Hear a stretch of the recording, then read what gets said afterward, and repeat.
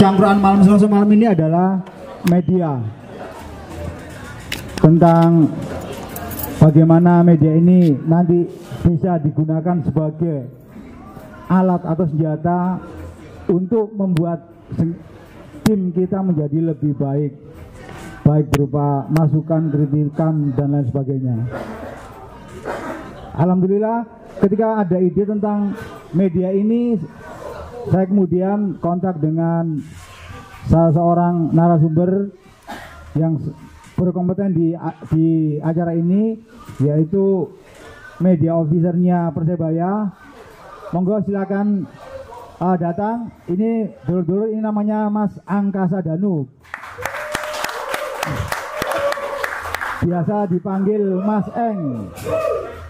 Ini adalah kakak kandungnya Mas Eng yang di Avatar itu. Cuman yang ini gondrong, yang situ gundul. 2G lah, gondrong sama gundul. Ini mungkin Mas Eng akan bisa memberikan sharing atau edukasi atau hal-hal yang bisa diobrolkan tentang media dari kacamata official. Dan kemudian saya juga kemarin tuh bingung mau mengundang siapa lagi ya yang kira-kira berkompeten dan tidak terlalu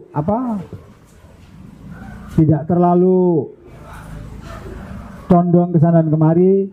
Kemudian saya dikasih saran dari Mas Fajar Jun untuk mengundang salah seorang jurnalis yang dari Aliansi Jurnalis Indonesia dan juga kontributor CNN di Surabaya. Ladies and gentlemen, please welcome Mr. Farid. Monggo Mas Farid, monggo Mas Eng. Mas Farid ini tadi yang memberikan kata-kata ketika saya tadi cerita, Mas, ngapunten Mas sebelumnya Mas, acara CMS ini acara ndek-ndekan, acara gak penting asline. Niati sambung seduluran, jadi sing teko yo bayar dhewe-dhewe, sing diundang yo selama ini ngapunten tidak ada hal-hal yang bersifat kapital, karena sing diundang yo tuku dhewe. Jadi tadi Mas Farid alhamdulillah ngomong enggak apa-apa Cak, ini seperti itu sing pembicara itu mensedekahkan waktunya, terus jenengan yang datang ini mewakafkan waktunya. Begitu. Oke, cekak jingkrangnya mungkin kita bisa mulai ya. Bagaimana di era sekarang ini media itu benar-benar menjadi sebuah kekuatan yang sangat signifikan untuk membangun atau menghancurkan sesuatu.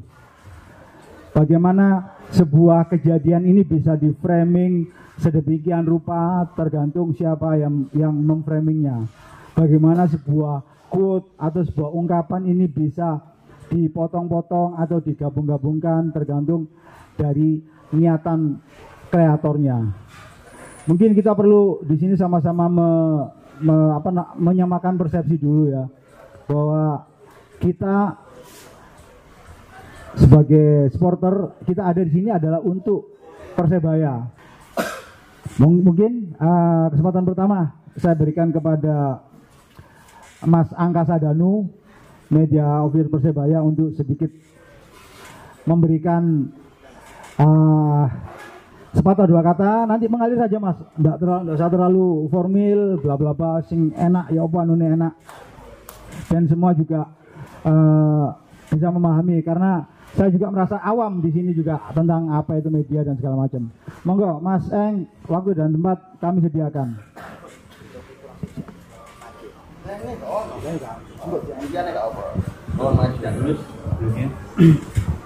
Terima kasih kepada teman-teman yang sudah hadir di hari ini. Bentar.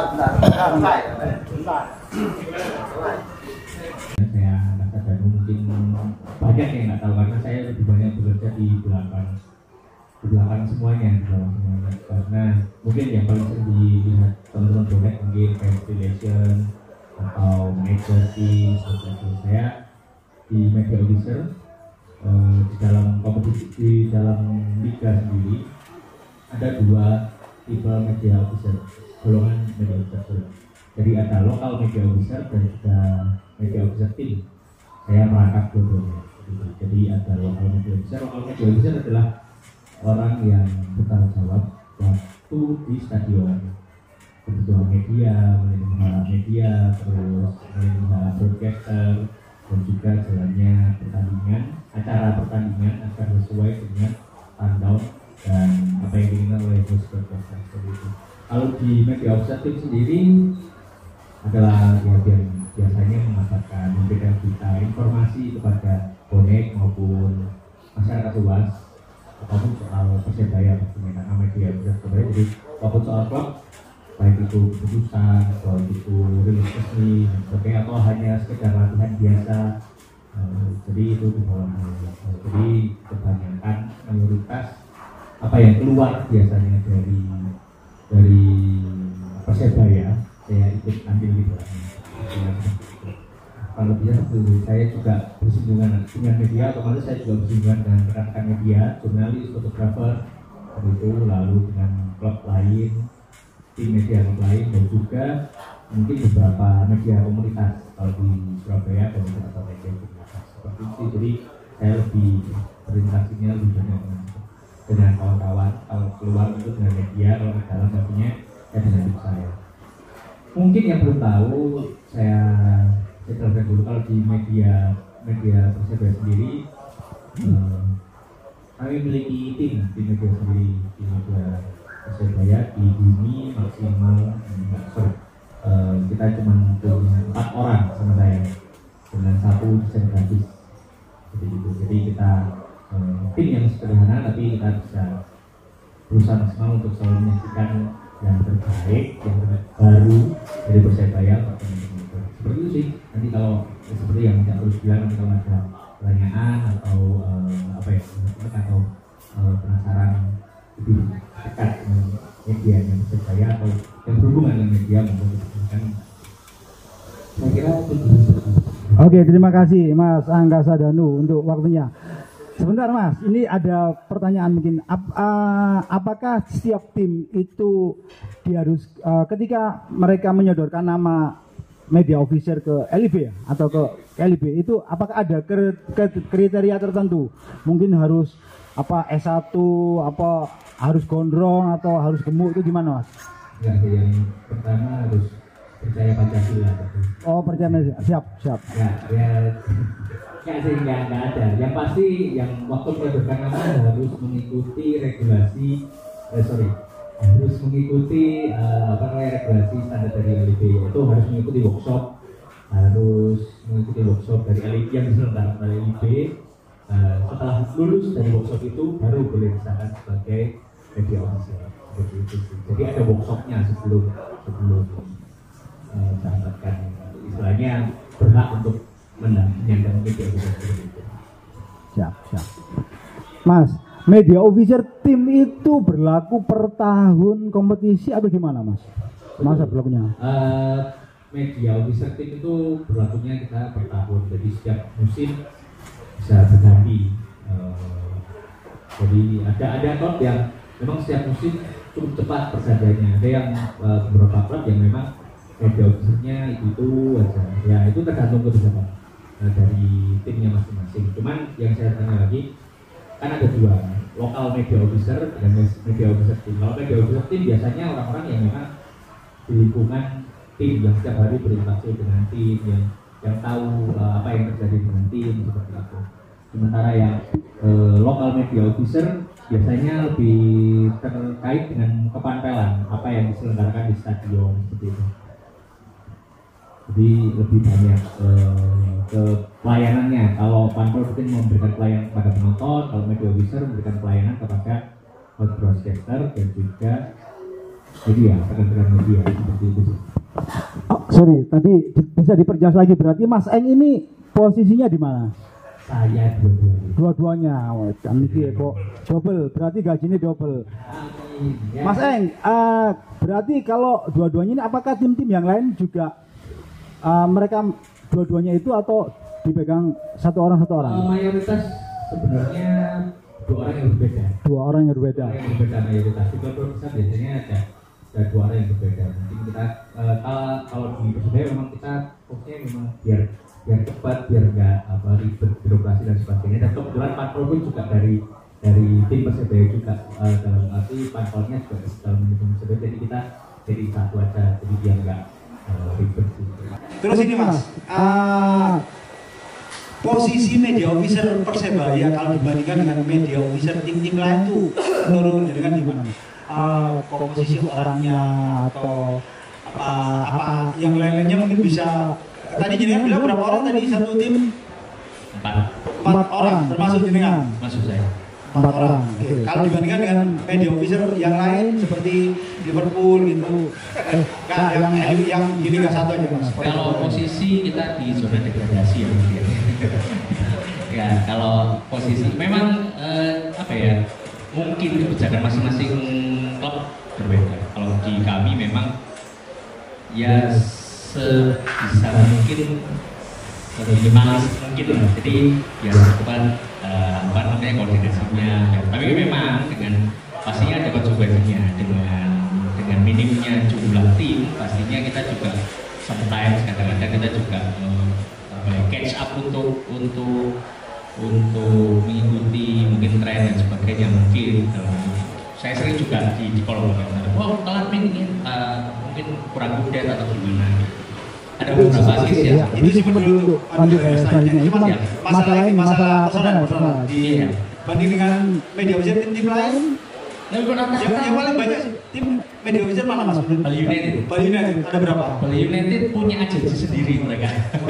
Jadi kalau agensi sendiri mereka desain grafis saja punya 4, itu desain grafis. Desain grafis 4, lalu untuk ke timnya tim video sendiri mereka ada 4 atau 3, itu video sendiri untuk mereka punya 2 orang, lalu ada tim penulis dan tim sosmednya sendiri seperti itu. Jadi 15-an gitu ya. Iya, rata-rata saya memang segitu sih 15-an. Setahu saya kalau Persija itu di angka sekitar 10 orang.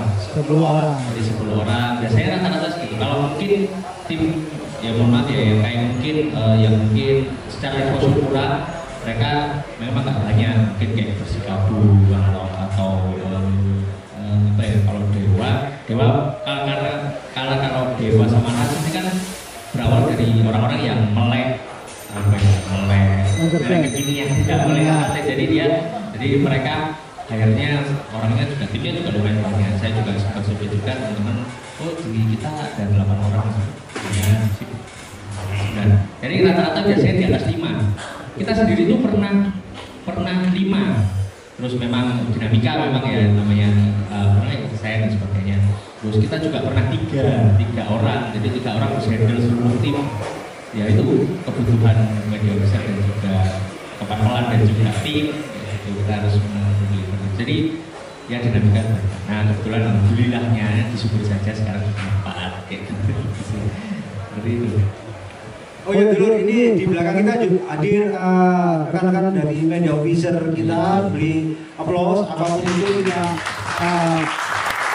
apresiasi yang telah mereka kerjakan untuk Persebaya. Ya. Dengan 4 orang bisa harus ngerjain semua ini, saya juga salut. Makanya awalnya lemu-lemu ini.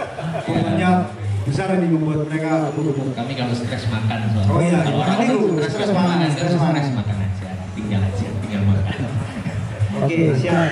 Terima kasih Mas Eng untuk pembukaan mungkin itu dulu pengenalan tentang media Persebaya. Kemudian kita beralih kepada gambaran umum tentang media di dunia sepak bola ini seperti apa dan media pada umumnya seperti apa. Ini mungkin kita dapat kuliah 2 SKS ini dari Mas Farid ini. Monggo Mas Farid, waktu dan tempat kami sediakan. Ya, terima kasih kawan-kawan semua. Assalamualaikum warahmatullahi wabarakatuh. Waalaikumsalam warahmatullahi wabarakatuh. Salam sejahtera buat kita semua.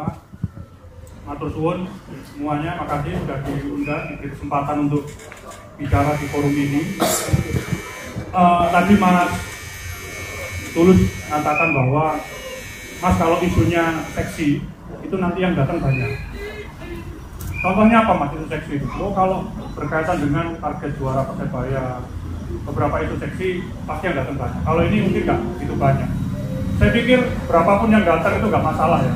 Ini harus menjadi paradigma buat kawan-kawan bahwa dalam forum diskusi apapun, ketika kawan-kawan punya platform media, ya ada YouTuber di sini, ada TikToker, ada macam-macam. Apa yang kita diskusikan itu pasti akan sampai ke Afrika, ke Amerika, ke Zimbabwe, mungkin ke Mauritania, atau mungkin sampai ke Mogadishu mungkin ya. Jangan lupa Burkina Faso, Pantai Gading itu sampai ke sana itu.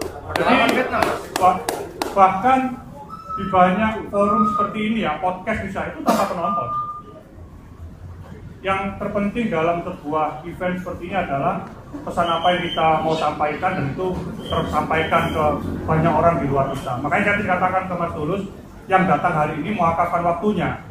Sebenarnya nggak datang itu bisa saja tahu karena nanti akan diupload oleh teman-teman yang punya platform media di sini, ada YouTube misalnya, itu pasti akan diupload dan kawan-kawan sebenarnya bisa menikmati apa yang kita diskusikan malam ini.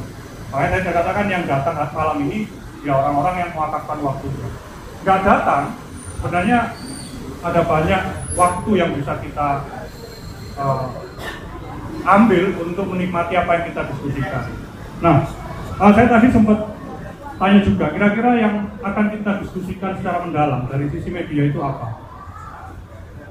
Kalau saya ada kelegaan ya, ketika di 2000 berapa ya, saya kontak Mas Tulus, ada KTSI di sini juga, saya buat liputan soal mendukung tanpa membunuh itu ya. Itu ada sedikit jurnalis, termasuk juga media yang tidak memahami bahwa konflik yang terjadi antara supporter itu ternyata yang punya dosa besarnya itu termasuk media. Praktik media itu membuat konflik itu semakin berdarah-darah. Saya ambil contoh misalnya, baru-baru ini sebenarnya, masih tahun 2010-an ke atas lah. Koran misalnya ya, di Surabaya, ketika Persebaya lawan Arema, itu judulnya ini perang misalnya ya. Gambarnya Bajul merekam singa. Di Malang, koran yang juga dimiliki oleh grup yang sama itu akan menghadirkan gambar sebaliknya, singa nginjak buaya, pembantaian judulnya. Apa yang sebenarnya mau diharapkan oleh media dengan pembuatan judul dan grafis gambar seperti itu? Kira-kira apa? Oplah. Kalau ngomong koran oplah kan, korannya dibeli. Sentimen klubnya itu dihadirkan supaya bonek membeli koran. Paradigma media waktu itu menservis teman-teman supporter supaya senang, dikasih judul yang bombastis, dikasih judul yang membuat mereka bergairah gitu ya, semakin panas gitu, laga derby misalnya, itu akan semakin membuat koran dia tambah gede, iklan tambah banyak. sama juga di Malang. Ini membuat saya ingat ketika kerusuhan Ambon. Kerusuhan Ambon tahun 99, 2000 awal, koran yang sama itu punya dua koran di sana. Yang satu membela kelompok Islam, yang satu membela kelompok Kristen. Jadi kalau ada orang Islam bunuh orang Kristen, itu beritanya yang kelompok Islam itu menganggap sebagai jihad, yang kelompok Kristen menganggap sebagai pembantaian. Sama juga ketika terjadi di kelompok yang satunya, dimiliki oleh koran yang sama, dua koran dengan dua perspektif yang berbeda. Saya pikir gini, kalau orang membunuh itu karena alasan agama disebut teroris misalnya, alasan membunuh orang yang bawa motor merampok misalnya gagal gitu dan macam-macam, atau macam-macam lah. Di Indonesia bunuh karena sepak bola, membunuh karena sepak bola, dan itu kemudian dipoles sedemikian rupa oleh media dunia tempat saya bekerja itu sebagai komoditas. Artinya apa? Sampean-sampean, saya juga sebagai orang yang lahir di Surabaya, yang juga pecinta Persebaya misalnya, kawan-kawan juga semua di sini, itu dianggap sebagai komoditas semua. Itu media menganggap kelompok supporter sebagai komoditas. Nah, zaman berkembang kawan-kawan ya. Zaman berkembang, informasi itu tidak hanya dimonopoli oleh media mainstream seperti tempat saya berkecimpung. Kawan-kawan ingin tahu berita tentang Persebaya, nggak harus baca Jawa Post, nggak harus baca Harian Surya, nggak harus lihat CNN, nggak harus. Coba saya tanya kawan-kawan, baca atau mendapatkan informasi tentang Persebaya itu lebih banyak di media sosial atau di media mainstream? Saya yakin 80% bahkan 90% media sosial. Bahkan media mainstream itu mengambil informasi dari media-media sosial. Kadang kutipan seseorang di Twitternya dicomot, postingan di IG-nya dicomot. Itulah yang kemudian terjadi. Artinya kalau dulu seperti itu, sekarang sudah bergeser. Kawan-kawan hari ini bukan konsumen, bukan komoditas, tapi pelaku dari arus informasi itu. Almarhum kawan saya misalnya di AJI, Budi Matahari mengatakan bahwa jurnalisme itu terlalu luas kalau diurusi wartawan seperti saya saja. Itu ngomong jurnalisme ya, belum kita ngomong informasi. Informasi itu besar sekali. Bahkan Nabi Adam itu diusir dari mana? Surga, jatuh ke bumi, itu kan dia menerima informasi yang keliru, hoax. Hoax itu juga zaman Nabi-Nabi ya.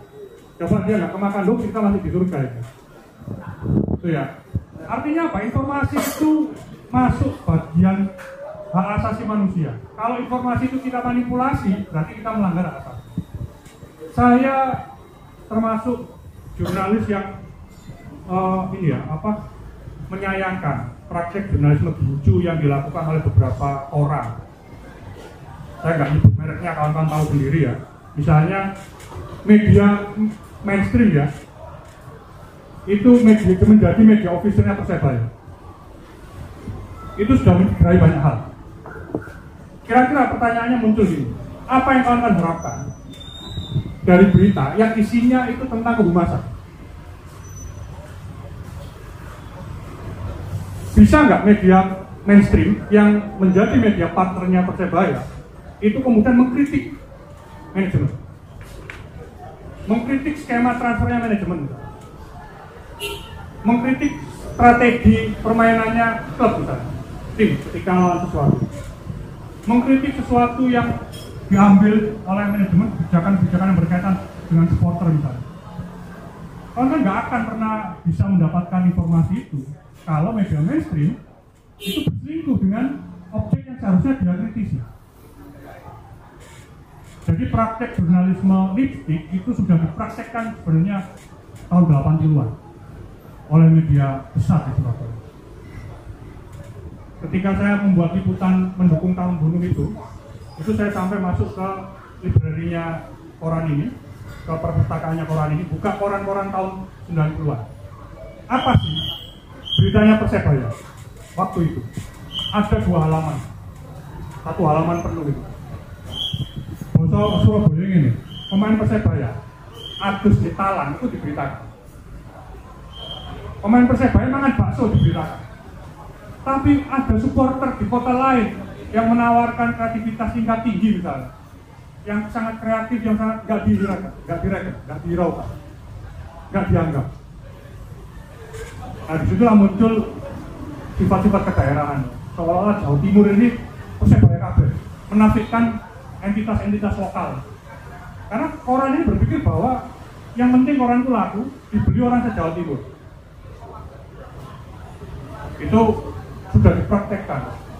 Tapi dipraktekkan lagi kemudian dengan koran yang sama. Jurnalis logistik. Beberapa kali saya diskusi ya dengan teman di internal koran ini yang di pos olahraga juga nggak bisa bergerak. Agak sulit kemudian dia mengkritisi kebijakan manajemen, kebijakan ini dan macam-macam. Nah, yang kedua, tadi Bali United punya ini apa namanya agensi. Semua lembaga hari ini ya, semua lembaga pemerintahan termasuk, terutama pemerintahan, itu punya divisi khusus yang bergerak di bidang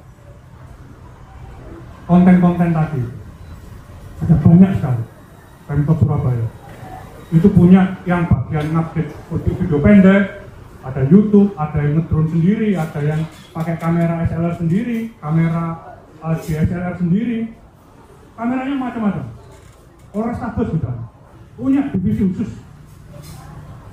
Kalau ngawal Kapolrestabes ya, keliling stadion, wakeh banget pasukan yang pegang kamera.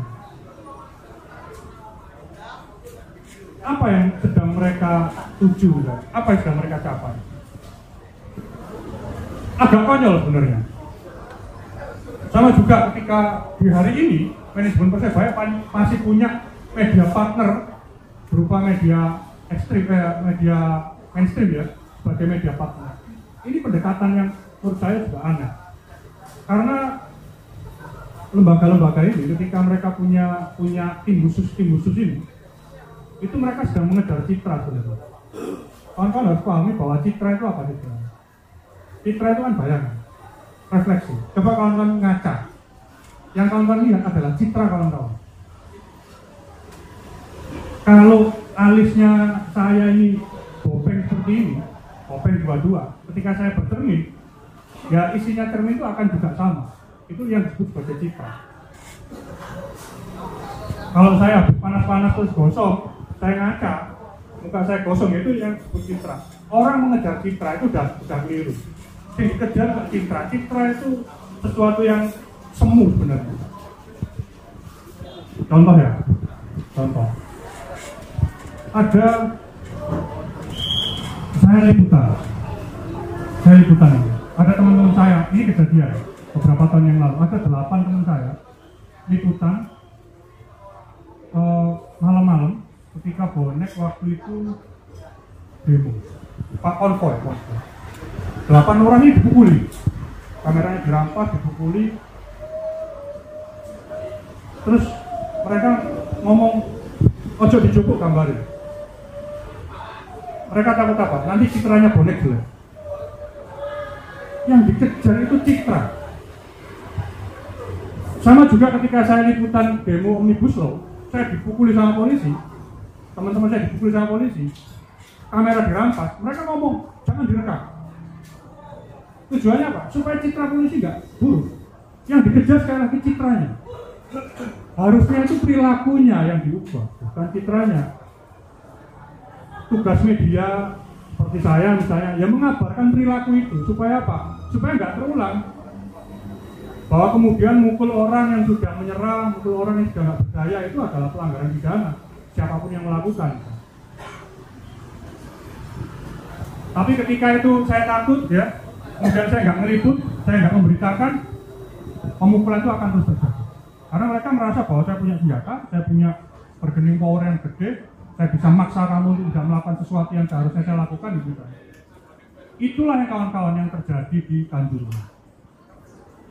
puluhan jurnalis di sana, termasuk beberapa anggota AJI yang satu organisasi dengan saya, itu diancam ratusan Aremania yang ada di tribun VIP ketika awal-awal lempar-lempar itu dituding-tuding, tak pateni kok, kau nek ngerekam tak pateni, kau nek ngerekam tak antem ini, kok simpan semua kameranya, diancam-ancam lah. Maka yang kawan lihat itu nggak ada peristiwa yang terjadi di sana, itu hasil dari sorot kamera jurnalis. Semuanya dari handphonenya supporter. Maka apa yang sulit untuk dibuktikan? Ya fakta. Ketika kita berburu citra, itu fakta yang akan kita hianati. Saya nggak katakan bahwa ketika bonek mukuli beberapa teman-teman saya, ngancem dari tahun ke tahun ada misalnya, itu sebagai dosa besar, enggak. Media itu punya dosa yang jauh lebih besar pada kawan-kawan semua. Sejak tahun 80-an ketika media menganggap bahwa bonek itu sebagai supporter Persebaya, itu sebagai komoditas yang bisa dieksploitasi secara ekonomi, itu udah dosa besar. Tapi kawan-kawan sekarang jangan khawatir ya. Media itu sekarang sifatnya pasif. Kawan-kawan lah yang bisa memproduksi informasi. Kawan-kawan sendiri bisa mendeliver informasi. Artinya apa? Ini menjadi cambuk buat dunia saya bekerja bahwa kita sudah nggak bisa. Media sudah nggak bisa. Sebesar apapun media itu pasti jelungup kalau kemudian menganggap audiensnya itu sebagai komoditas. Nggak bisa. Contoh misalnya, hitung-hitungan viewer misalnya, yang nonton uploadannya kawan-kawan yang punya medsos misalnya, yang punya YouTube tentang Persebaya, tentang bonek, itu akan jauh lebih besar ketimbang media-media mainstream. Itu udah pasti. Karena apa? Ada proximity, ada kedekatan, ada ketidakpercayaan teman-teman supporter ke media. Maka ketika saya liputan itu, satu hal yang membuat tantangan bagi saya adalah bagaimana meyakinkan kawan-kawan bonek untuk berbicara di media. Toh mereka bisa sombong, kawan-kawan bisa sombong, aku punya media sendiri. Ada emosi jiwaku misalnya. Dulu awal saya salut dengan emosi jiwaku dengan konsep donasi gitu ya. Saya nggak tahu di internal gimana, tapi sistem donasi itu memastikan bahwa media ini akan independen. Nah, saya sampai berpikir dengan banyak platform yang kawan-kawan punya ya, media online, YouTube, kawan-kawan donasi misalnya, bikin satu yayasan besar untuk donasi kawan-kawan yang bergerak dalam meng-create informasi dan menyampaikan informasi. Supaya apa? Mereka nggak kemana-mana gitu. Nggak jadi media officernya manajemen, mereka tetap bisa independen. Karena apa? Yang membaca adalah yang membiayai mereka. Media-media di Inggris itu hidup dari uang donasi penikmatnya. Jadi hari ini kita media-media itu tidak sedang menservis kawan-kawan dengan berita yang kawan-kawan inginkan. Aku ingin Persebaya kok api-api itu bisa nggak seperti itu. Sama kayak presiden. Presiden itu kan lembaga sebenarnya. Kalau kita pahami presiden itu kan seolah-olah orang besar. Presiden itu lembaga. Persebaya itu lembaga. Bisa salah, bisa. Isinya orang-orang kok, bukan malaikat. Bisa dikritis ya bisa. Bisa diajar bisa. Makanya saya sebenarnya paling nggak suka menggunakan kata oknum. Oknum tentara, oknum polisi enggak. Kalau kita bicara seorang, sekelompok itu sudah mengidentifikasi bahwa ini bukan semua. Sekelompok itu bukan semua. Kawan-kawan harus memahami bahwa ketika misalnya seorang, sekelompok supporter, bonek atau apapun ya, jangan marah dengan media. Itu kalau kata Pak Darjun ya, bonek itu udah punya distingsi yang kuat. Distingsi itu pembeda yang kuat. Pembeda itu orang. siapa saja bisa pakai nama nama identitas ini. Bisa saja, semua bisa. Tapi teman-teman sudah sampai di level gak semua orang tadi itu layak disebut sebagai bonek. Itu yang tidak dimiliki oleh kelompok supporter seberang. Distingsi itu memang penting. Terakhir ya Mas,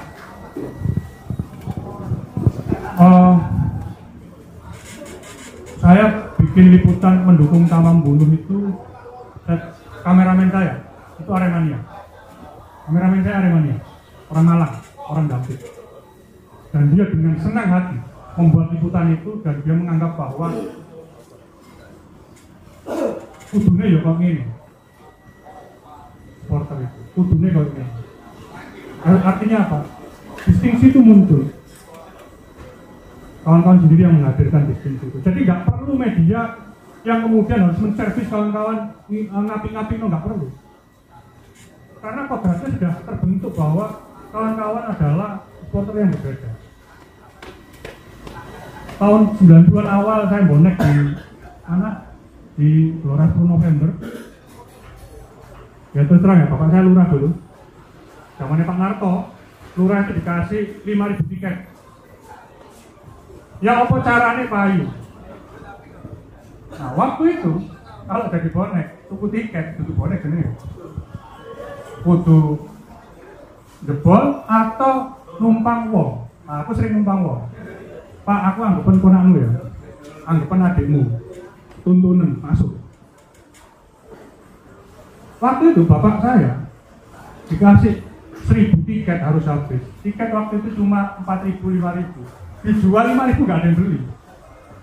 Jadi penuh Persebaya main nomboi terus. Tujuannya apa? Politik. Itu yang saya katakan bahwa bonek punya distingsi kan, punya pembeda bahwa ini nggak bisa ditarik lagi ke dunia politik. Bahwa kemudian sejarah mengatakan kita pernah berkubang di sana, iya nggak bisa dibantah. Kalau detik-detik dulu itu sempat membawa kita ke arah sana. Saya tahu betul, misalnya beberapa legenda Persebaya suruh kampanye Golkar di kampung saya dulu di Ampel. Itu sejarah.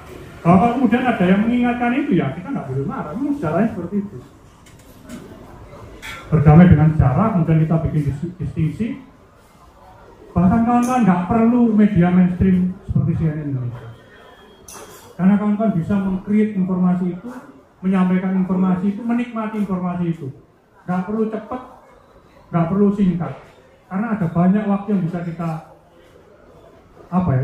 yang bisa kita lakukan untuk membaca banjirnya berita. Berita itu banjir kawan-kawan. Surutnya lama, sampai tinggal bikin kopi, ngudek 10 menit, 15 menit, duduk sambil ngopi, baca berita bisa. Nggak perlu cepet.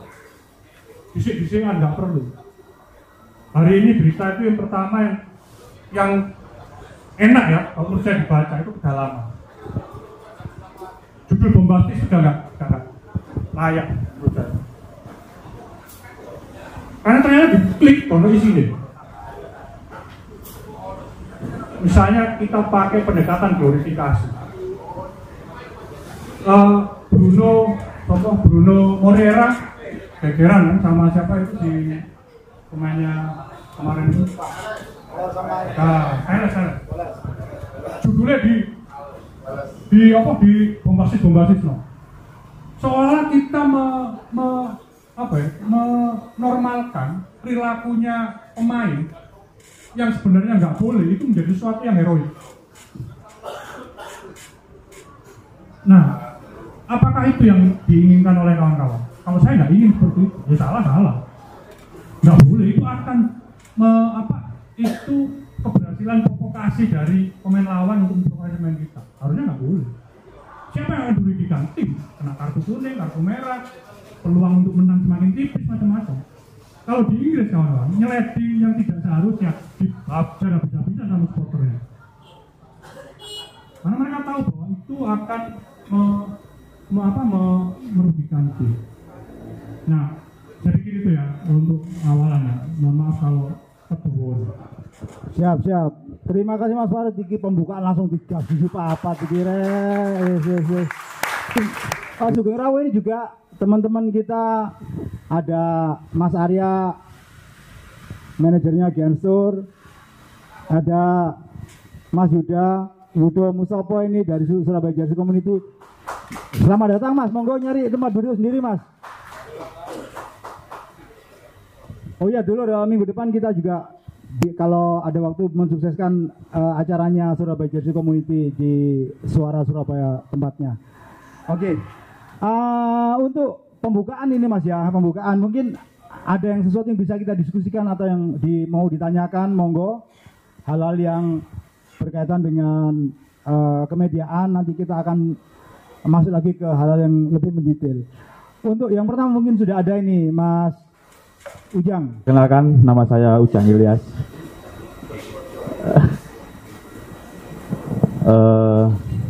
Yang ingin saya tanyakan, di postingan media sosial Persebaya atau juga website yang diposting itu pesanan dari atasan atau inisiatif dari konten kreator. Sementara itu dulu. Terima kasih. Salam satu nyali. Dulu langsung dijawab. Ada lagi, monggo. Ada lagi. Apa lagi? Ayo, pagi. Ya, Pak. Siap. Dulu. Enggak, tanyakan lagi kan. Ayo, pagi.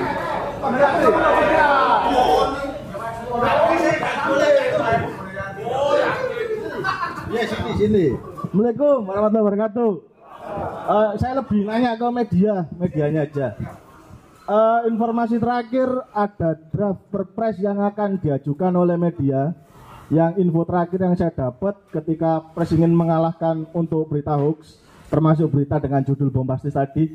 Nah, di situ kan ada konflik juga, sampai Google dan Meta juga mau keluar dari Indonesia gara-gara draft tersebut. Nah, dari teman-teman media sendiri, ini bagaimana tanggapannya? Karena saya dengar dari teman-teman konten kreator khususnya yang memberitakan media, ini termasuk membunuh mereka juga, karena setiap berita yang mau mereka ungkapkan, yang mau mereka ciptakan itu harus menjalani seleksi dari Dewan Pers dulu. Jadi ketika Dewan Pers itu ACC, beritanya udah kadung basi. Tapi kalau semuanya dari Dewan Pers berarti ada ini, istilahnya jari wong wingi monopoli berita. Kalau dari saya, ya Bu, ya kalau dari saya cuma itu aja sih soal draft perpres media yang rencana sudah diajukan di Presiden, cuman infonya masih belum tantangan Pak Presiden. Ya, terima kasih. Teman-teman yang lain monggo sebelum kita bahas ke hal-hal mendetail lainnya. Monggo. Mas Joko. Oke, kita kuliti satu-satu dulu ya. Oh, Mas Egi. Tak pikir arep takok iki. Siap. Mungkin pertanyaan pertama ya dari Mas Ujang tadi. Oh ya, Mas Ujang ini adalah alumninya Bonek Kampus. Mas Ujang ya, sempat jadi ketuanya Bonek Kampus dan juga sekarang aktif di komunitas fotografi bonek ya, Mas Ujang ya. Nomor sepatu biru Mas? 42, siap, 42. Siap. Monggo Mas Eng, pertanyaan pertama nanti gak bisa gantian juga dengan Mas Farid tentang pesanan dan inisiatif. Monggo. Mau jawab, jadi sebenarnya media itu juga sama seperti perusahaan lainnya. Yang harus diketahui, mungkin teman-teman yang nggak tahu adalah dalam pembuatan konten itu kita tuh selalu punya strategi, mulai dari plan, lalu eksekusi, lalu reporting. Kalau plannya ini kalau kontennya ini kita ganti formula. Jadi apakah pesanan atau inisiatif, kembali lagi ya sebenarnya itu tergantung plan strateginya. Karena kan apa yang mau contoh yang paling gampang, jualan tiket. Jualan tiket kita harus bikin timeline-nya dulu. Kita pertandingan kapan? Oke, kita bikin penukarannya kapan? Kita bikin jualannya kapan? Lalu kita bikin plan-nya. Strategi A, Persebaya menang. Kalau Persebaya menang, kita jualnya kapan? Kalau Persebaya di pertandingan sebelumnya Persebaya hasilnya kurang maksimal, kita jualannya apa seperti itu. Jadi apa ya, mungkin bahasanya pastinya ya seperti perusahaan lainnya, kita juga melakukan, kalau di media mungkin rapat redaksi dan sebagainya. Kalau kita nggak rapat redaksi, lebih ke kalau konten kreator ya biasanya mungkin teman-teman konten kreator yang lainnya juga harus punya timeline. Ya, setahu saya ya, kalau dulu saya juga sempat bekerja di konten kreator, jadi saya lebih banyak, betul, saya memang ya saya pernah jadi jurnalis tapi meskipun nggak lama, lalu saya lebih lamanya saya sebagai konten kreator. Jadi mulai dari produksi dari plan produksi sampai reporting itu dilakukan. Jadi kalau pesanan atau inisiatif ya semuanya ya keputusan bersama. Kalau memang ada bos aku minta bikin ini, oke, apakah kita oke, siap, saya kerjakan. Nah, perjalanannya tidak seperti itu. Kalau saya yang sudah saya terapkan selama saya jadi media manager, saya bikin sistemnya. Bapak minta apa? Saya minta ini. Oke, ini konsekuensinya ABC. Ini kalau tidak dibuat konsekuensinya ABC. Silakan. Oke, bisa. Kalau apa diambil tetap. Oke, tetap. Berarti pilihannya bentuk kontennya akan seperti ABC. Oke, setelah itu kita pilih C. Oke, cocoknya untuk ini untuk ditayangkan di tanggal berapa atau jam berapa, seperti itu sih. Jadi bukan yang pesanan atau inisiatif, tapi memang dari proses kreatif yang bagus. Proses kreatif itu tidak bisa apa ya, pesanan atau inisiatif. Jadi kita juga nggak tengok terus apa ya, kayaknya bagus dari begini nih. Nah, jadi kita ngobrol, lagi di sini nih, kita bikin ini. Oke, kita bisa nggak catch up sama trennya ini? Besok kayaknya besok ada waktu luang untuk bikin konten ini. Oke, siap. Jadi memang itu di plan. Kalau nggak di plan, saya jamin nggak akan terjadi konten apapun.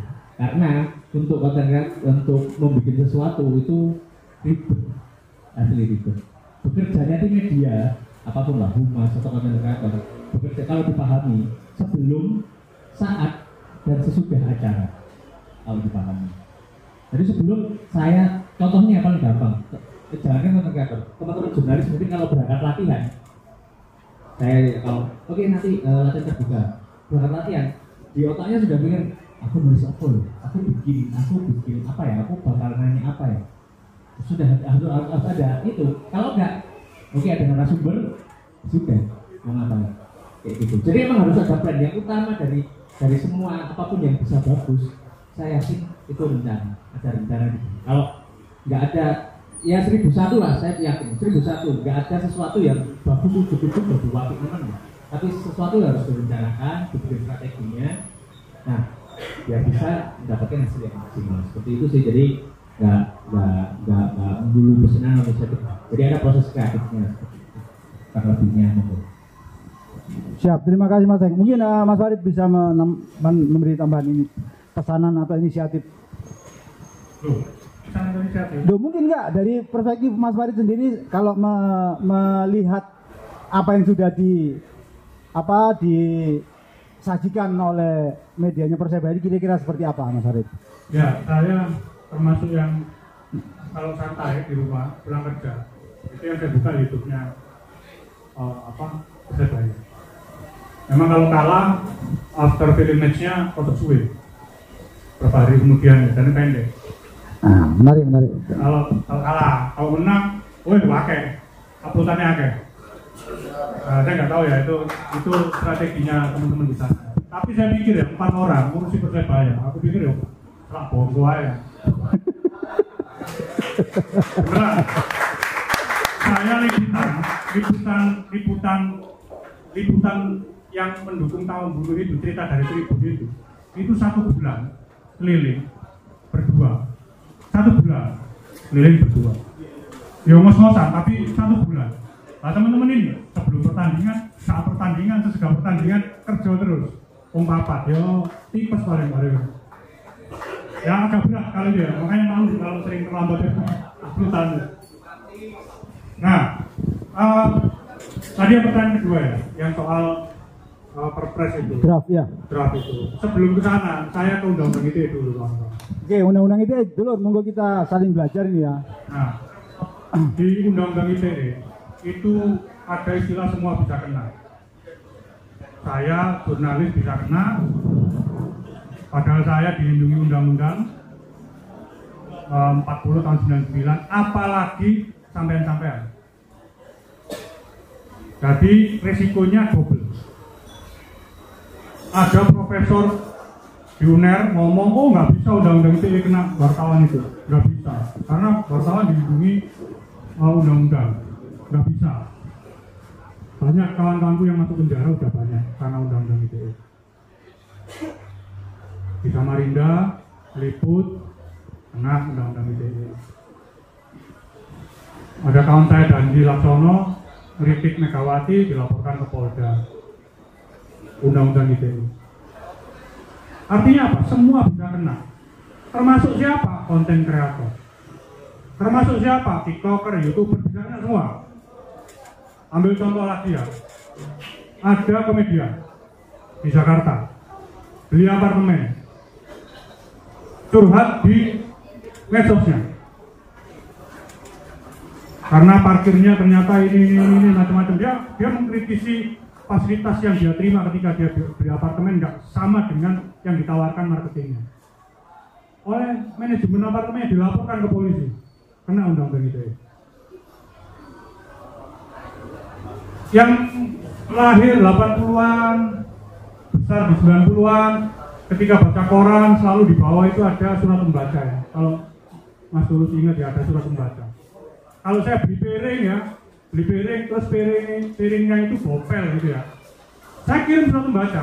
Saya kemarin beli piring di toko ini ternyata nggak sesuai dengan harapan, ini layanannya ini. Kalau sekarang sampai curhat kayak gitu di media sosial, kena undang-undang ITE. Dulu enggak, dulu perusahaan yang kita komplain itu akan berkirim surat juga, tanggapan dari bank Miun misalnya, mohon maaf pada nasabah ini sudah mendapatkan ketidaknyamanan. Kalimat pertama selalu minta maaf. Kalimat selanjutnya adalah bagaimana menyelesaikan masalah itu dan kondisinya udah clear. Artinya apa? Ini respon antara saya konsumen dengan penjual atau toko atau lembaga yang memberikan layanan jasa itu bisa mengalir dengan enak. Coba sekarang bisa aja dilaporin pakai undang-undang itu. Pencemaran nama baik. Ada cewek di Surabaya pakai perawatan di Jalan Kayu, ada klinik kecantikan ya, perawatan di sana mukanya tambah hancur. Curhatlah dia, dilaporin sampai sidang.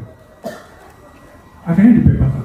Di sidang dinyatakan bebas. Tapi pertanyaannya, seberapa banyak orang yang beruntung itu dan seberapa banyak akhirnya orang-orang yang bisa kritis di banyak platform media sosial itu menjadi takut karena apa? Ancaman undang-undang ITE. Kawan-kawan YouTuber, kawan-kawan yang punya platform media sosial harus paham bahwa kawan-kawan bisa kena. Gitu. Bisa saja kritik klub terus moro-moro dilaporin pencemaran nama baik karena ini PT. Kalau kalian kritik nanti pemegang sahamnya bergejolak, nggak bisa jualan dan macam-macam, mau membuat citra perusahaan jelek, sampean bisa kena dianggap pencemaran nama baik. Nah, sebelum ke perpres itu perlu kawan-kawan belajar bersama ya soal undang-undang itu. Jangankan sampean-sampean ya, konco-koncoku wartawan ya padha ae, yo gak kabeh paham, yo gak kabeh aware, gak kabeh peduli. Baru nek kena nangis. Aku ngomong ya konco-koncoku, ngomong temen, sampean-sampean itu buruh. Jurnalis itu ya buruh. Sampean kerja, tanda tangan dulu, tanda tangan kerja ya, ada kontrak, ada gaji berapa yang diterima, kalau di PHK nanti ada skemanya dan macam-macam itu pakai undang-undang ketenaga kerjaan. Kalau dulu istilahnya ya, kulit tinta gitu aja. Yo, saya Siap, pakai siap. atau tie float, nggak pakai flash disk atau drive. Dulu seperti itu, banyak nggak paham, tapi begitu di PHK gede-gedenya perusahaannya datang, mungkin aku advokasi nulis ini aku di PHK, gak dikasih pesangon. Loh, saya tak sadar lah sampai ini buku. Karena nggak sadar, gaji cilik, watakmu gaji cilik orang-orang. Gaji cilik karena kenal ambil gubernur, kenal ambil wali kota, kenal ambil kapolres, kenal ambil pangdam, sombong. Di PHK ya nggak bisa nunggu ngomong ini. Di urusanmu, sombongnya gede, begitu diinjak, nangis, berkeluh kesah. Jadi kita perlu pahami posisi kita, apa yang kemudian akan mengancam kita. Satu poin yang ingin saya sampaikan adalah bagaimana kawan-kawan itu bisa berekspresi secara bebas. Bikin channel YouTube, bikin TikTok, bikin Facebook dan macam-macam itu kan bentuk ekspresi kawan-kawan. Bentuk ekspresi itu harus dilindungi. Bentuk ekspresi. Ekspresi saya adalah mencari informasi, kemudian menyampaikan informasi itu dilindungi Undang-Undang Dasar 45. Ada di pasal berapa? 28 kalau nggak salah. Aktivitas mencari informasi, mendapat informasi itu dilindungi undang-undang. Nggak ada batasannya informasi itu. Misalnya informasi itu hanya yang berkaitan dengan harga beras misalnya, nggak ada. Informasi tentang supporter nggak boleh, nggak termasuk bagian dari informasi, nggak ada. Semua informasi yang kawan butuhkan itu dilindungi oleh undang-undang dasar. Tapi kemudian itu dikebiri oleh undang-undang ITE. Nah, saya nggak tahu apakah teman-teman di Surabaya itu punya pengalaman. Oh, ini contoh lagi. Ini menurut saya juga goblok-gobloknya naif-naifnya teman-teman wartawan juga di Surabaya.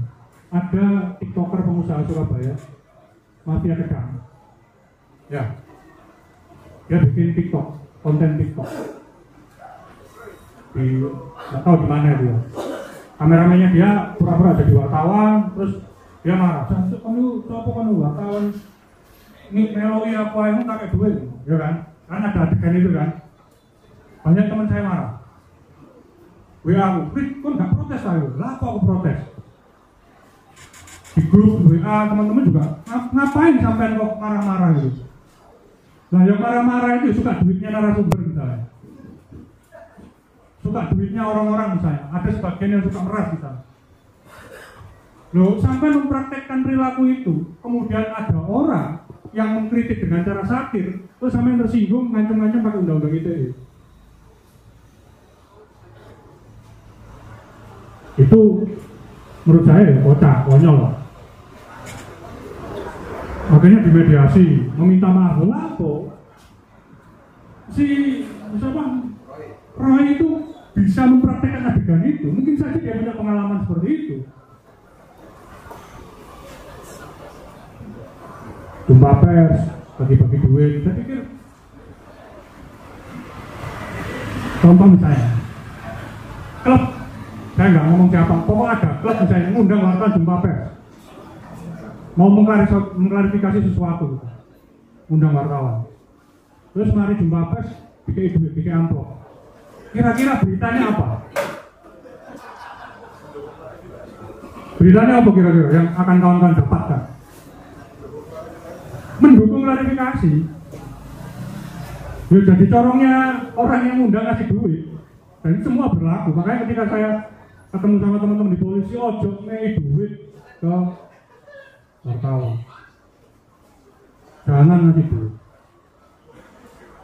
Itu bagi saya penghinaan, tapi bagi beberapa yang lain itu rezeki. Ya beda mana ceritanya. Sama juga teman-teman yang YouTuber, teman-teman yang berkecimpung di dunia persporteran ini, punya platform, harus punya integritas.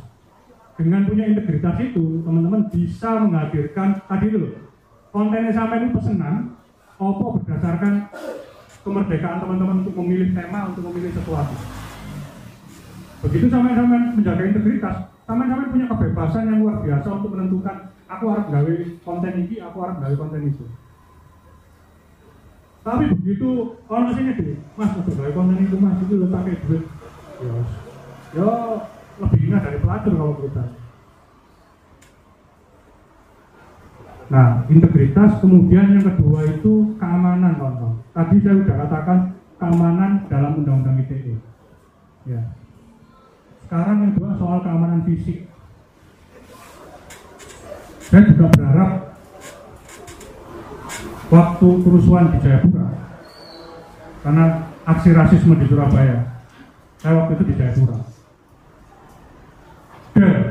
Demo gede-gedean. Terjebak mobilku sama tim liputan di sana, terjebak di antara koncok aduh ini apa ini, aduh terkepung ini, apa ini KTP ini orang Surabaya kan, logatnya nggak bisa nipu. Aku di mana-mana, saya di mana-mana kalau ngomong Jawa, logat Surabaya pasti orang Surabaya, terus ketok kan, bisa terdeteksi.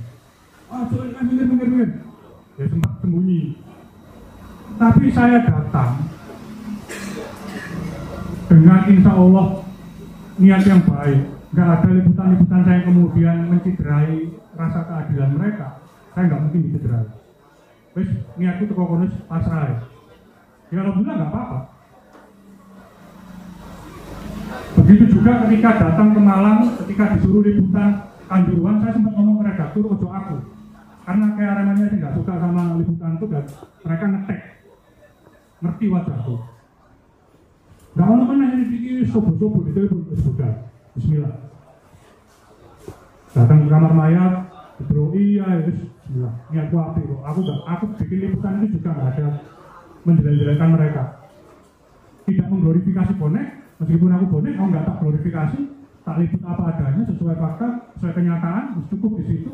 Dan aku gak menjelek-jelekan mereka, kalau mereka mateni bonek ya tak liput, bonek mateni mereka ya tak liput, tak tekani keluarga masing-masing.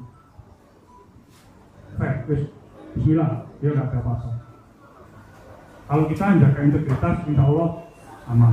Nah yang kedua soal perspektif. Australia itu yang pertama yang gagas keadilan konten, keadilan apa istilahnya?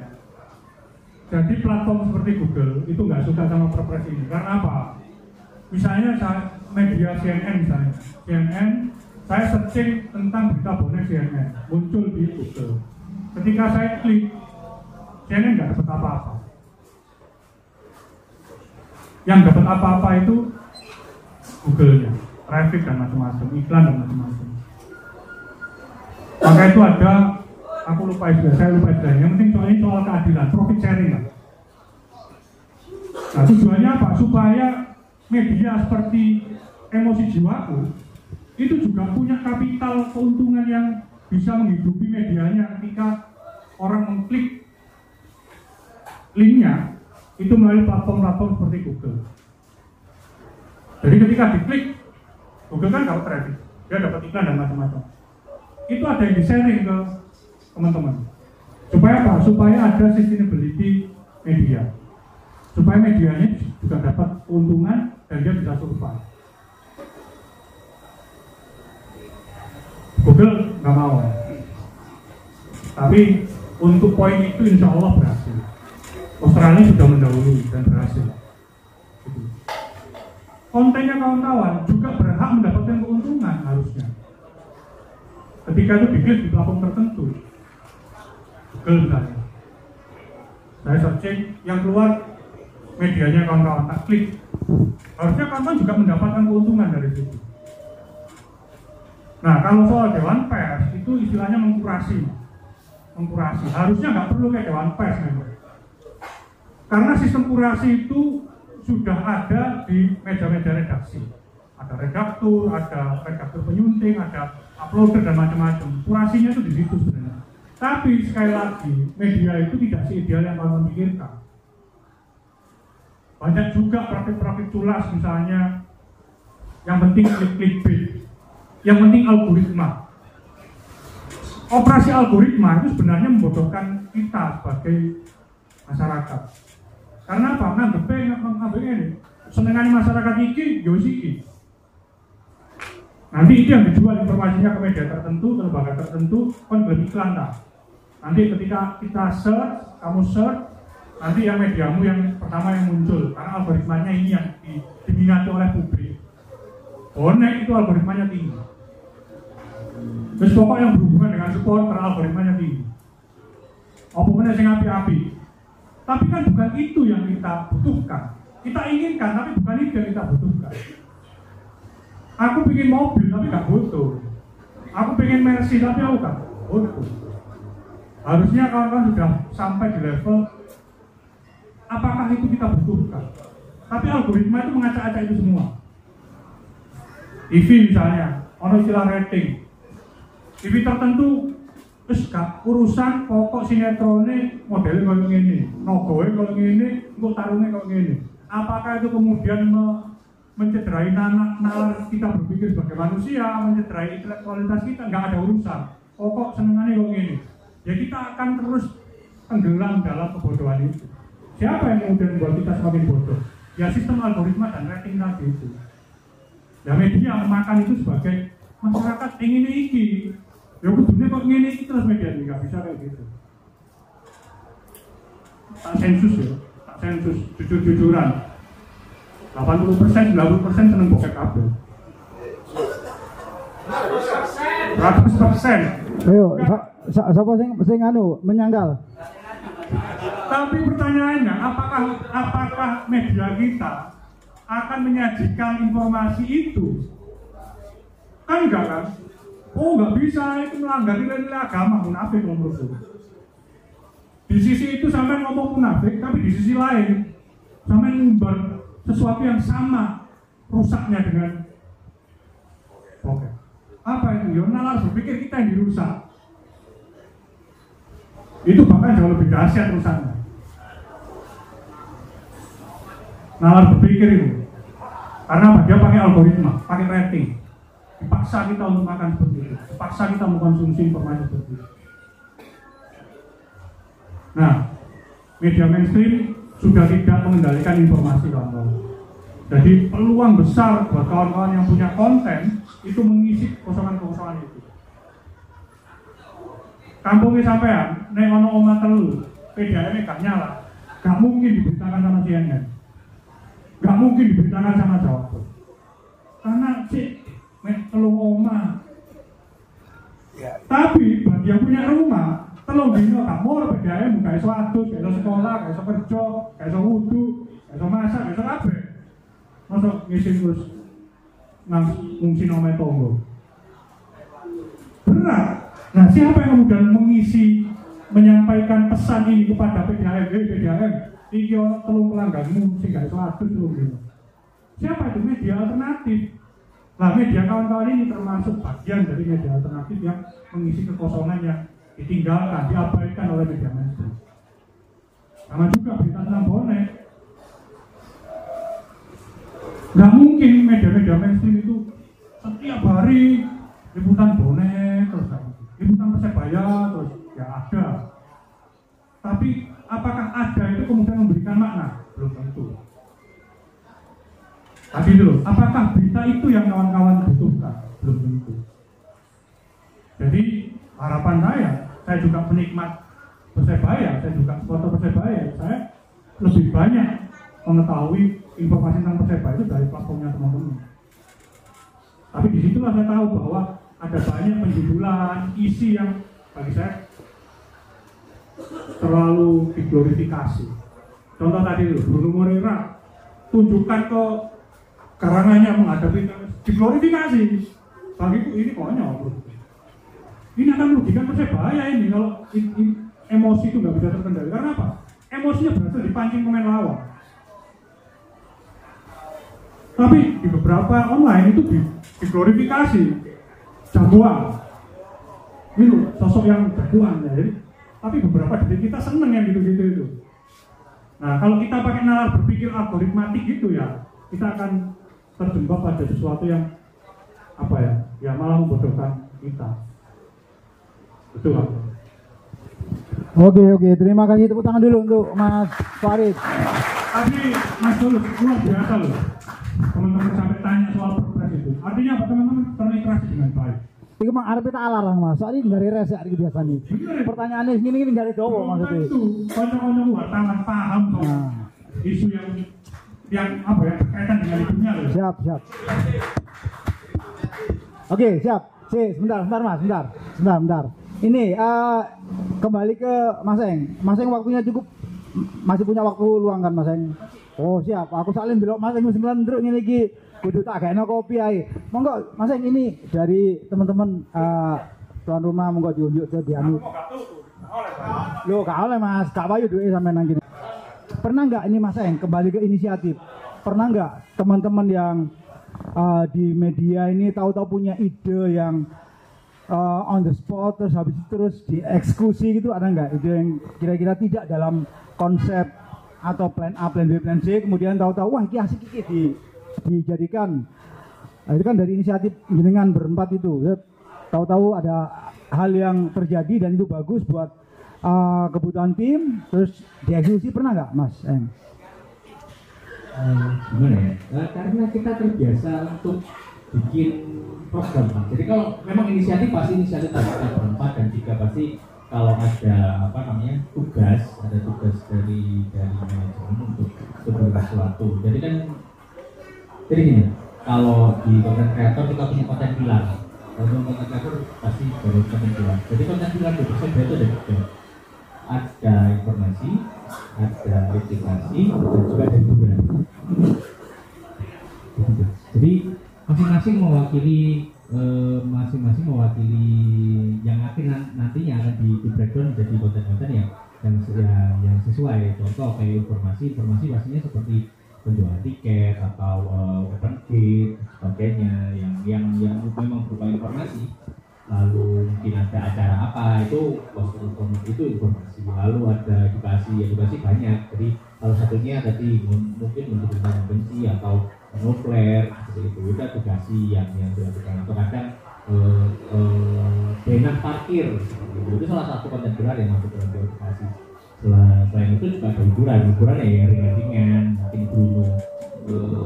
bercanda sama temen, atau kita bikin konten ada konten wibu dan sebagainya, seperti itu sih. Jadi berawal dari situ, biasanya konten kreator kalau punya konten pilar itu mempermudah dalam membuat konten seperti itu. Jadi biasanya saya butuh info, berarti apa nih yang mau diinfokan, mau ada tribun anak seperti apa sih, jadi gitu.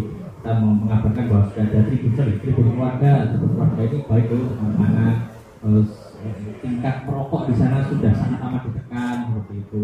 Jadi lalu ada hiburan, lalu ada edukasi macam-macam. Jadi biasanya saya dari situ, karena saya meyakini ujuk-ujuk itu ada 1001. Jadi lebih baik, saya lebih suka ngeban daripada doubling. Kalau doubling nantinya kan kasarnya gitu, kalau di kami biasanya itu pasti, tapi hujannya jarang. Jadi kita udah meminimalisir lah. Jadi kalau tiba-tiba ujuk-ujuk kita bikin ini agak susah juga buat kitanya. Kadang kita udah, yuk kita bikin ini, di sini kita harus geser lagi ke gitu. Kita harus ikutan ini. Oke, ayo kita harus menyesuaikan gitu. Ini mungkin ya yang teman-teman yang punya atau yang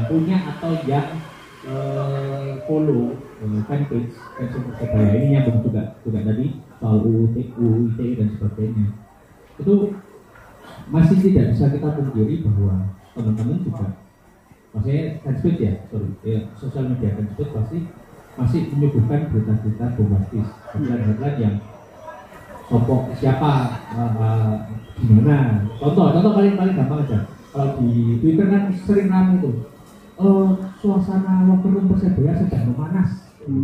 Santai, jujur ini pengalaman saya. Santai. Ya pansel puas ini, adem, nggak ada apa-apa, tapi mungkin kita trennya lagi buruk kayak gitu.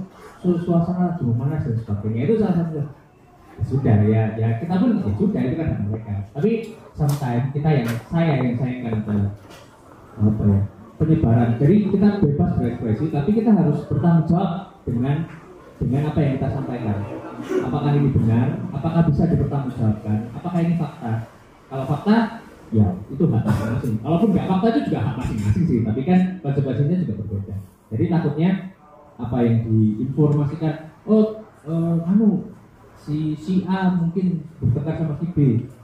Oh ya monggo. Itu hanya mereka, kita juga sudah. Biasanya langkah dari kami juga, ya sudah sih, kita kan nggak bisa ngerem itu. Jadi ya, tapi diharapkan juga itu bisa dipertanggungjawabkan. Takutnya. Kalau itu sih nggak apa-apa. Tapi kalau nanti ada yang bukan dari kami, mungkin dari pihak lain yang itu harusnya seperti itu, mungkin dari pribadinya atau seperti apa yang menuntut, Mas, saya tidak seperti itu. Contoh, waktu Januar Eka mau ke Gresik, Pramu itu, musim lalu Januar Eka ke Gresik, saya ditelepon sama mereka, Mas, saya nggak pernah beri statement, saya nggak pernah apapun, kok bisa keluar kayak gitu, Mas. Saya konfirmasi medianya, kami masuk di media sosial. Ini. Itu ya, nanti itu dibahas lagi, nggak apa Mas, dikasih plus dikit-dikit aja, nanti kita bahas lagi. Saya juga jujur, sorry, ya saya tahu rame itu, cuma permasalahannya saya kesulitan untuk trace. Kenapa? Setiap teman-teman fanpage biasanya tidak menyertakan sumbernya. Seperti itu padahal bagi saya itu penting. Teman-teman jurnalis pasti yang sudah berkeringat untuk mencari informasi atau menggali informasi lalu tidak diapresiasi. Oh itu tulisanku, oh itu beritaku. Ya, itu benar. Itu bisa jadi pencurian, baik foto maupun berita, kutipan itu pencurian. Itu pencurian dan sebenarnya bisa dipidanakan. Saya pernah wartawan, Mas, aku betul bayar terus. Maaf sekali, saya tidak bisa membantu. Kalau sampai yang punya tenaga untuk DM satu-satu, monggo. Tapi saya belum bisa membantu. Kenapa? Kalau saya yang bilang represi, nggak baik buat saya juga. Monggo, karena kalau punya energi, apa yang sudah dikeluarkan di media sosial, pemahaman masyarakat adalah itu milik semuanya. Gitu. Padahal, oke itu tidak apa-apa dimiliki, tapi sometimes teman-teman menyematkan endorse dan sebagainya. Kalau endorse-nya bagus nggak apa-apa, tapi kalau endorse-nya judi, itu juga apa. Segmen berikutnya aku Mas, itu segmen berikutnya pelan-pelan sih, slow. Itu Mas, itu kita bahas setelahnya. Ini mau ngomong Mas, siapa tadi yang mau tanya nih Mas? Nama, asal, nomor sepatu. Oke, assalamualaikum warahmatullahi wabarakatuh. Perkenalkan, nama saya Farid. Ini menyambung pembahasan Farid tadi tentang undang-undang ITE ya. Itu waktu Juli kemarin Pak Erick Thohir itu kan ada masalah dengan majalah Tempo. Nah, itu nggak salah podcastnya bocor halus politik lewat bola. Nah, itu Pak Erick Thohir melaporkan lewat Dewan Pers. Nah, itu menganggap Pak Erick Thohir harusnya saya ada di sana. Nah, itu yang saya tanyakan, undang-undang ITE sama Dewan Pers itu yang lebih tinggi mana kedudukannya? Itu. Terus kenapa fungsi Dewan Pers ini apa? Gitu. Kalau ada undang-undang ITE itu. Dan yang kedua untuk media official Persebaya, tambahan sedikit, editornya tolong di-upgrade lagi, diperbaiki, dibaguskan tolong. Terima kasih. Salah satu kali.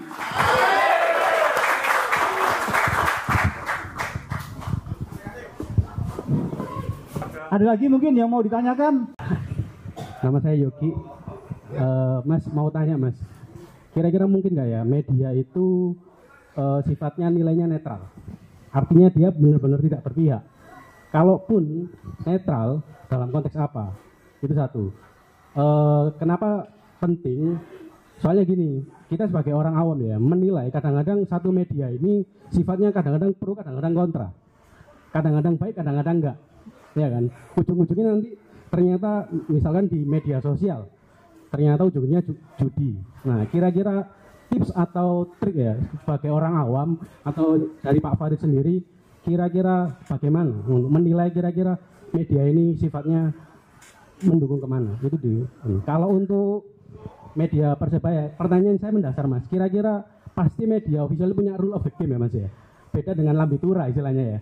Gosip-gosip gak mungkin dibahas. Kira-kira batasan apa yang sekiranya itu apa ya, etikanya atau mungkin batasan yang benar untuk sekelas media official itu seperti apa? Kurang lebih itu. Salam satu nyali.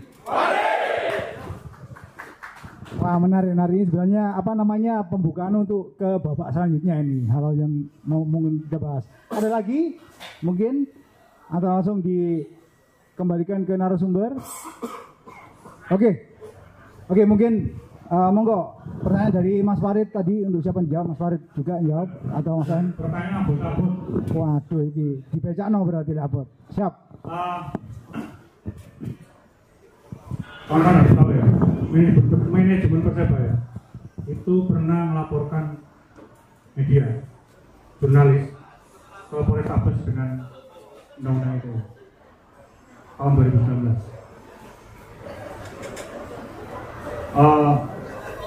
Saya nggak tahu ya, kok iso ya.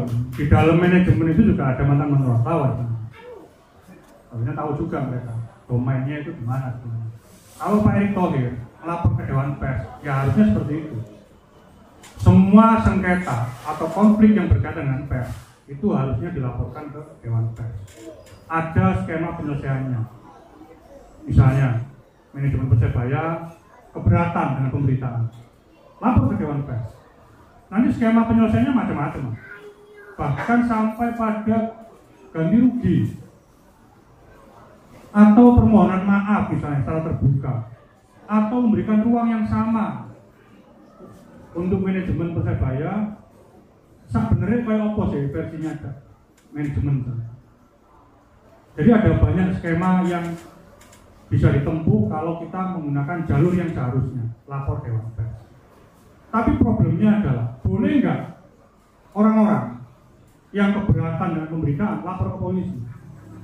Boleh nggak polisi menolak laporan itu? Nggak boleh. Polisi nggak boleh menolak laporan. Maka ada kerjasama antara Kapolri dengan Dewan Pers. Kalau ada masyarakat melapor ke polisi, ke SPKT berkaitan dengan sengketa pers, nanti akan diarahkan ke Dewan Pers atau dikonsultasikan dengan ahli pers yang ada di kota itu. Nanti laporannya dalam bentuk Dumas, belum di LP. Nggak boleh ditolak, hanya masyarakat melapor. Polisi punya kewajiban melayani, nggak apa-apa diterima dalam bentuk Dumas. Nanti dikonsultasikan dengan Dewan Pers, apakah ini masuk ranah sengketa pers atau bukan. Loh, yang bukan ada nggak? Ada. Contoh misalnya, saya nulis berita tertentu, motifnya meras orang. Dia bukan wartawan, bukan peras berarti. Bukan wartawan, bukan tipu yang modusnya jadi wartawan. Ada itu di Pasuruan, orang masuk penjara karena apa? Memeras. Nyamar-nyamar jadi wartawan. Nggak perlu takut kalau orang-orang kayak gitu sikat. Bisa. Tapi semuanya harus diuji oleh Dewan Pers. Apakah ini pidana atau sengketa pers? Kalau sengketa pers jalurnya Dewan Pers. Jadi Dewan Pers itu rezimnya rezim etik, kawan-kawan. Rezim etik itu mengukur apakah karyanya jurnalis itu melanggar etik atau enggak. Kalau melanggar etik, etiknya di mana? Nah, nanti penyelesaiannya dalam bentuk apa? Minta maaf, memberikan ruang yang sama, klarifikasi, atau perbaikan berita misalnya. Seperti itu. Itu kalau sengketa pers. Kalau pidana ada, ya tadi itu meras, nipu, dan macam-macam. Jadi dia sebagai wartawannya hanya modusnya saja, tapi motifnya adalah meras dan macam-macam. Itu pidana. Nah, di mana posisi Dewan Pers terhadap Undang-Undang ITE? Jelas berbeda. Undang-Undang ITE itu ranahnya ranah pidana sebenarnya. Dulu ya, Undang-Undang ITE itu dikonsep untuk melindungi konsumen. Makanya transaksi elektronik, aku tuku barang, barangnya nggak dikirim, diwas bayar. Waktu itu seperti itu kan, awal-awal kita jual beli online gede, transaksi online gede, makanya ada undang-undang ITE. Tapi semakin ke sini, ternyata formula dari undang-undang ITE itu merembet ke macam-macam, termasuk pencemaran nama baik, termasuk macam-macam lah. Pasal karet akhirnya, orang dikit-dikit dilaporin ITE, dikit-dikit dilaporin itu. Mengeluh karena pelayanan, dilaporin ITE, karena pencemaran nama baik dan macam-macam. Nah, Dewan Pers tidak pada level, bukan pada domain menafsirkan undang-undang ITE, karena beda. Dewan Pers itu ada etik. Jadi saya jurnalis itu terikat pada kode etik jurnalistik. Dewan Pers. Ya, saya anggota Aliansi Jurnalis Independen. Itu ada kode etik, kode perilakunya lagi. Ada. Misalnya saya terima duit dari narasumber, saya bisa dipecat. Nggak boleh. Itu. Saya di CNN ada juga kode etiknya. Jadi pelanggaran-pelanggarannya ada pelanggaran etik yang berkaitan dengan kerja-kerja jurnalistik. Nah, waktu 2019 manajemen Persebaya melaporkan Jawapos dan jurnalisnya ke Polrestabes. Waktu itu saya ketua AJI Surabaya, dia mengecam karena apa? Ada jalur yang bisa diambil oleh manajemen Persebaya ketika keberatan dengan sebuah berita. Karena apa? Ini untuk menjamin kebebasan berekspresi kita, menjamin kemerdekaan pers kita. Kalau dikit-dikit dilaporkan pakai undang-undang ITE dan pidana, orang akan takut bicara. Orang akan takut berekspresi. Makanya saya katakan bahwa semua bisa kena. Wartawan aja bisa kena kok, wartawan yang dilindungi undang-undang bisa kena. Apalagi sampai-sampai. Jadi menarik ya kalau bikin diskusi khusus tentang undang-undang ITE itu, karena semua bisa kena. Semua bisa kena, bisa. Sampai datang ke pengadilan negeri Surabaya, tiap hari ada itu sidang tentang pencemaran nama baik melalui platform media sosial. Pokok kata polisi, pokok pencemarannya lewat medsos, medsos kena. Itu aja. Pakai undang-undang ITE. Semua bisa kena. Kan nggak bisa kemudian, nanti tergantung pengadilan. Nggak bisa dong. Ya kasihan dong orang dilaporkan undang-undang ITE, diproses kemudian saya pengadilan, dipecat dari pekerjaannya, dia harusnya jaga orang tua, nggak bisa jaga orang tua karena sibuk mondar-mandir dan macam-macam. Harusnya selesai di awal, ini nggak layak undang-undang ITE. Tapi kan nggak bisa seperti itu, makanya teman-teman harus terliterasi dengan baik karena aktivitas kita di media sosial. Tuh ya, yang soal Dewan Pers ya. Jadi Dewan Pers itu hanya menaksir apakah karya jurnalistik itu melanggar etik atau tidak. Karena kalau melanggar etik, skemanya ini. Kalau enggak ya sudah. Itu.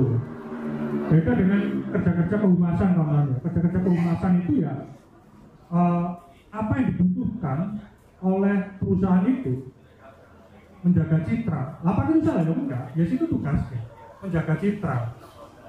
Makanya ada adigium ya, ada pernyataan ya. Saya tidak mengecilkan fungsi-fungsi kehumasan, enggak. Jurnalis itu bisa salah, jenenge menungso, tapi nggak oleh bojo, nggak boleh bohong. Humas boleh bohong, tapi nggak boleh salah. Contoh misalnya, saya tahu, saya yakin, aku yakin tahu. Masalahnya tahu bobroknya manajemen, tahu kan? Tapi apakah itu diekspos? Enggak, dia punya etika di dalamnya untuk melindungi itu. Coba samain Mas ini, oh enggak. Salah nggak dia? Juga salah ya. Memang tugasnya dia menjaga citra. Makanya domainnya beda. Teman-teman di Humas, di Medsos, di media officer itu menjaga citra.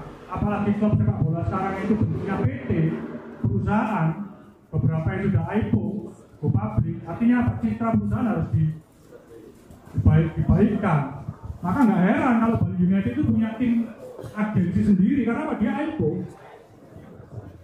Dia hidup dengan citra yang baik karena dia perusahaan yang entitasnya diperjualbelikan di bursa saham. Boleh bohong, tapi nggak boleh salah, bisa dipecat ya.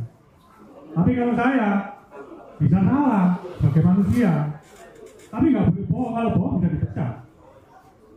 Itu adigium ya, bukan saya yang menyimpulkan, tapi itu yang saya pahami sekali saya belajar dari jurnalistik. Itu yang saya pahami ketika saya belajar dengan teman-teman di lapangan. Tadi Mas, apa pertanyaan? Udah ya? Mas yang tadi?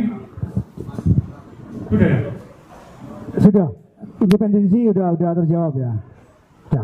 Siap.